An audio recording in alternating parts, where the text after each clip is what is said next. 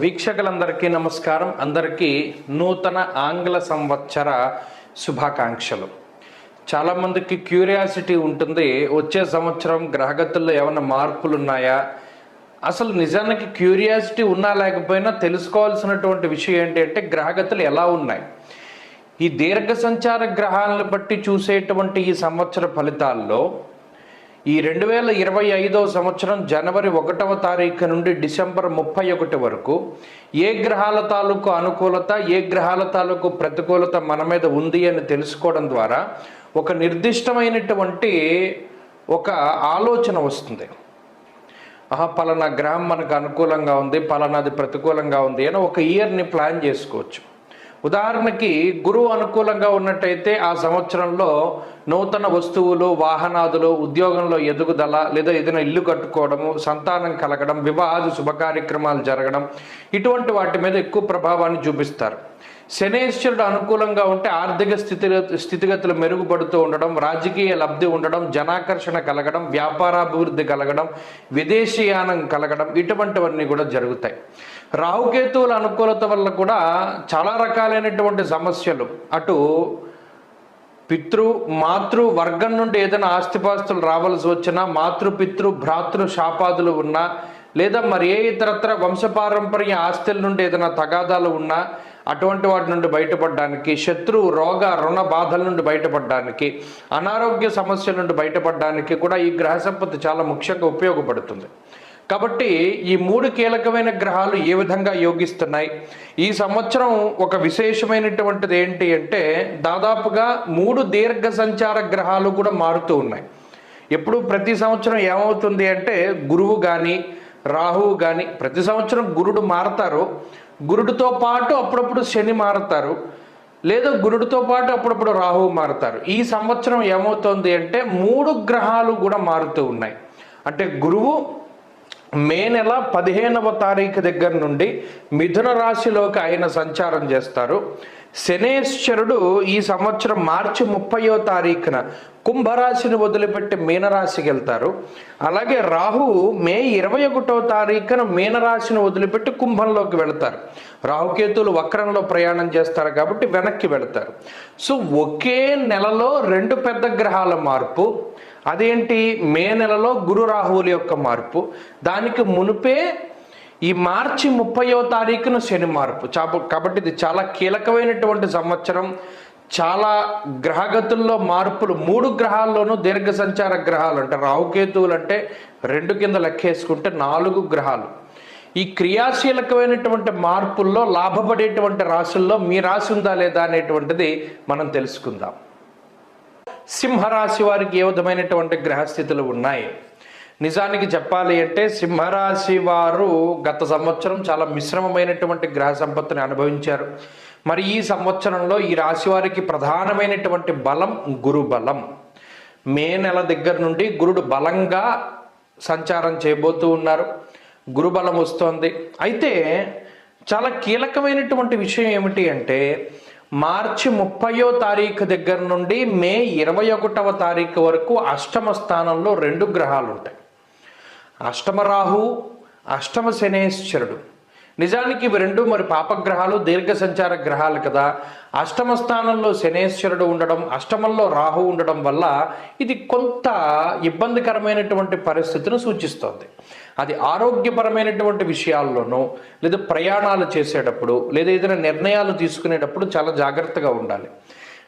April 1వ తారీఖు నుండి మే నెల 21వ తారీఖు వరకు ఆ 2 గ్రహాల యొక్క కలయిక అనేటువంటిది ఉంటుంది. కాబట్టి ఆ టైం పీరియడ్, ఈ 1 నెల 20 రోజుల పాటు చాలా జాగ్రత్తగా ఉండాలి. అది మినహాయించి సింహరాశి వారికి మిగతాదంతా కూడా కొంత బాగానే ఉంది. ఇక్కడ రాహు, అష్టమ రాహు యొక్క దోషం ఈ సంవత్సరం పోతోంది. అష్టమ రాహు ఎక్కువగా నరాలకి సంబంధించిన సమస్యలు, వెన్నుపాము సంబంధించిన సమస్యలు, గ్యాస్ట్రిక్ సమస్యలు, ఇలా అనేక రకాలైనటువంటి రుగ్మతలకి కారణమై గత 18 నెలలుగా ఆయన వ్యతిరేకమైన ఫలితాలను ఇస్తూ ఉన్నారు. మరి ఈ సంవత్సరంలో అష్టమ రాహు యొక్క దోషం పోయింది కదా, ఆయన 7వ స్థానంలోకి మారారు. జన్మరాశిగత కేతు తాలూకు ఫలితాలను కూడా ఈ రాశి వారు చూస్తారు. అయితే మే నెల 15వ తారీఖు నుండి గురుబలం వస్తుంది. ఇక్కడ గురుబలం రావడం చాలా కీలకం. ఎందుకంటే శనేశ్వరుడు కొంత ప్రతికూలంగా ఉన్న అష్టమ శని యొక్క దోషం ఏర్పడినప్పటికీ కూడా రాహు అష్టమ స్థానం నుండి బయటపడడం, గురుబలం లాభస్థానంలో రావడం, యశోవృద్ధిర్ బలం తేజ సర్వత్ర విజయ సుఖం అన్నారు. ఎక్కడికక్కడ గురుడు అటు ఆర్థిక సంబంధమైనటువంటి వ్యవహారాల్లో, అంటే ఈ రాశి వారిని కనుక మనం దృష్టిలో పెట్టుకుంటే మే నెల వరకు ఉన్నటువంటి గ్రహగతులు అంత అనుకూలంగా లేవు. మే నెల తర్వాత నుండి ఈ రాశి వారి యొక్క గ్రహస్థితి మారుతూ ఉన్నది. అంటే మే దగ్గర నుండి నిజానికి 2025లో ఈ రాశి వారికి బాగుంటుంది. ఇంకా చెప్పుకోవాలి అంటే ఉగాది దగ్గర నుండి బాగుంటుందని చెప్పచ్చు. ఉగాది దగ్గర నుండి ఉండేటువంటి అంటే ఇంకా మిగతా చిన్న గ్రహాల యొక్క స్థితిగతుల్ని వాటిని కన్సిడర్ చేస్తే ఉగాది నుండి బాగుంది. ఉగాది లోపు ఉండేటువంటి మాసాల్లో చాలా జాగ్రత్తగా ఉండాలి. ఆ గ్రహస్థితి అటు ఆరోగ్యంపై అలాగే ఆర్థిక పరిస్థితులపై ఎక్కువ ప్రభావాన్ని చూపెడుతుంది. ఇక ఉద్యోగ వ్యాపార వ్యవహారాదులన్నీ కూడా ఈ సంవత్సరం మే నెల దగ్గర నుండే బాగున్నాయి. అంటే సింహరాశి వారు ఎవరైనా ఉద్యోగం మారాలి, కొత్త ఉద్యోగంలో జాయిన్ అవ్వాలి, లేదా ఏదైనా ఉద్యోగం పర్మనెంట్ అవ్వాలి, లేదా అసలు ఉద్యోగమే రావాలి అంటే అటువంటి వారందరూ కూడా మే నెల దగ్గర నుండి ప్రయత్నాలు చేసుకుంటే మంచి అవకాశాలు వచ్చి స్థిరపడడానికి అవకాశం ఉంటుంది. అలాగే విదేశీయానానికి సంబంధించినటువంటి విషయాలు, విదేశాల్లో స్థిర నివాసం ఏర్పడడం, అక్కడ ఏదైనా గ్రీన్ కార్డు లాంటివి రావాలి అన్నా, అక్కడ ఏదైనా గుర్తింపు రావాలి అన్నా, ఉద్యోగం కావాలి అన్నా, ఇవన్నీ కూడా మే నెల దగ్గర నుండి బాగున్నాయి. ఇక సంతానానికి సంబంధించినటువంటి విషయాలు చాలా బాగున్నాయి. ఈ సంవత్సరంలో ప్రత్యేకించి సింహరాశి వారు తీర్థయాత్రలు ఎక్కువగా చేసేటువంటి పరిస్థితులు ఉన్నాయి. అలాగే ఎక్కువగా పురాణ పఠనం చేయడానికి అవకాశం ఉంటుంది. పుస్తకాలు చదవడం, లేదా ఏదైనా కొత్తగా కోర్సులు నేర్చుకుని ఉద్యోగంలో పదోన్నతులు పొందడం, లేదా ఏదైనా ఒక కాంట్రాక్ట్ ఉద్యోగాలు పర్మనెంట్ అవుతూ ఉండడం. అలాగే ఈ సింహరాశి వారు మే నెల దాటిన తర్వాత ఇల్లు కట్టుకోవడం, ఇల్లు కొనుక్కోవడం, సంతానం కలగడం, లేదా బంగారం కొనుగోలు చేయడం, ఇటువంటి వాటికన్నిటికీ కూడా అవకాశం ఉంటుంది. కాబట్టి మొత్తం మీద ఈ సంవత్సరంలో ఫలితాన్ని చూస్తే ఏప్రిల్ 1వ తారీఖు దగ్గర నుండి మే నెల 21వ తారీఖు వరకు 1 నెల 20 రోజుల పాటు మాత్రం చాలా క్రూషియల్ పీరియడ్. ఆ సమయంలో ఈ రాశి వారు అన్ని విధాలుగా జాగ్రత్త పడాలి. అది దాటిన తర్వాత నుండి ఈ రాశి వారికి అద్భుతమైనటువంటి రోజులు ప్రారంభం అవుతాయి. కాబట్టి ఈ సంవత్సరంలో సింహరాశి వారు ఆ ఒక్క పీరియడ్ జాగ్రత్తగా ఉంటే సరిపోతుంది. ఇక ఈ సంవత్సరంలో అటు చదువర్లకు కానీ, లాంగ్ టర్మ్ కోచింగ్లు తీసుకునేటువంటి వారు, లేదా ఏదైనా కాంపిటేటివ్ ఎగ్జామ్స్కి ప్రిపేర్ అయ్యేటువంటి వారికి మంచి అవకాశాలు ఉన్నాయి. వాళ్ళు మంచి ఉత్తీర్ణత సాధించడానికి, మంచి గుర్తింపు పొందినటువంటి కళాశాలల్లో చదువుకోవడానికి, లేదా గొప్ప పోస్టులు వాళ్ళు పొందడానికి అవకాశం ఉంటుంది. కాబట్టి ఈ సంవత్సరంలో ప్రధానంగా చేయవలసింది మరి అష్టమ శని యొక్క దోషం కోసం. గత 18 నెలలుగా రాహు అష్టమంలో ఉంటే ఇక 2.5 సంవత్సరాల పాటు అష్టమ శని దోషం ఉంటుంది.